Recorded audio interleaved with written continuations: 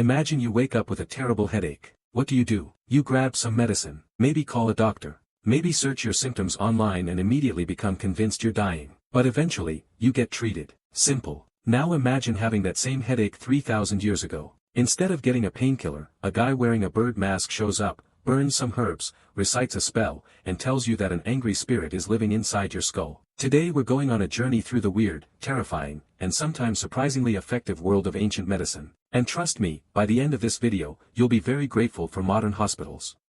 Today doctors spend years studying anatomy, biology, chemistry, and medicine. Ancient doctors, well, some were brilliant. Others basically looked at a sick person and said, definitely demons. In many ancient civilizations, illness wasn't always seen as a medical problem. People often believed diseases were caused by evil spirits, angry gods, curses, ghosts, or simply bad luck. Imagine breaking your leg and hearing, "Have you tried apologizing to the moon?"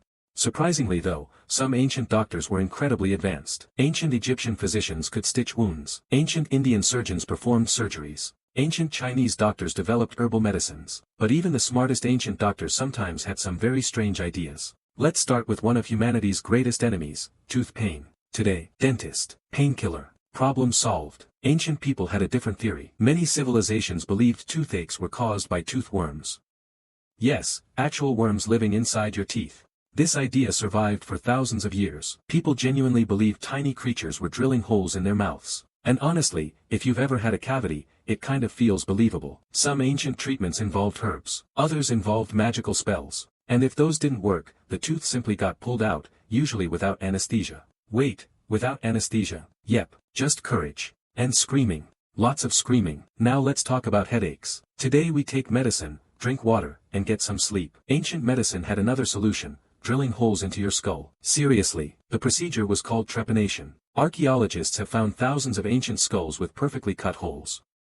People believed headaches, seizures, and mental illnesses could be caused by trapped spirits. The solution? Open a small escape door. Thank you, it was getting crowded in there. The strange part? Many patients actually survived. Scientists can see healing around the holes, meaning these people lived long enough for their skulls to recover. Which is both impressive and absolutely terrifying. Back pain has existed for as long as humans have existed. Turns out carrying giant stones for pyramids wasn't exactly ergonomic. Ancient treatments included massages, herbal remedies, hot stones, and stretching. Those actually sound pretty reasonable. Then came bloodletting. For thousands of years doctors believed many diseases were caused by too much blood. So naturally, they removed some. A lot of it. Imagine going to the doctor and saying, "My back hurts," and the doctor responds, "Have you considered having less blood?" To be fair, bloodletting remained popular for centuries, even among educated physicians. Snake bites were terrifying in ancient times because unlike today, there was no antivenom. Ancient treatments varied wildly. Some people applied herbs. Some used special stones. Others believed magical charms could remove poison. One ancient remedy suggested applying a dead chicken to the wound.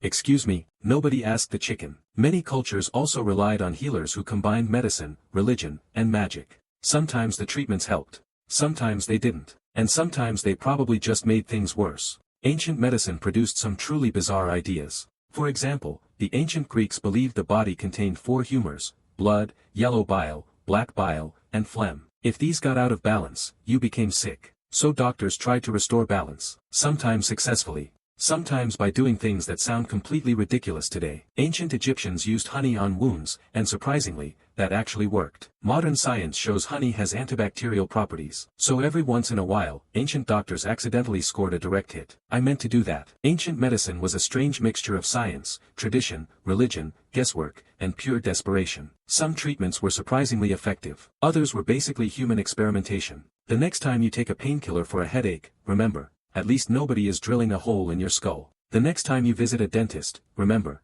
at least they don't believe worms are living in your teeth. And the next time you complain about waiting in a hospital, just be thankful your doctor isn't trying to cure your back pain by removing half your blood. Because compared to ancient medicine, modern healthcare feels like magic. Subscribe for more weird stories from history.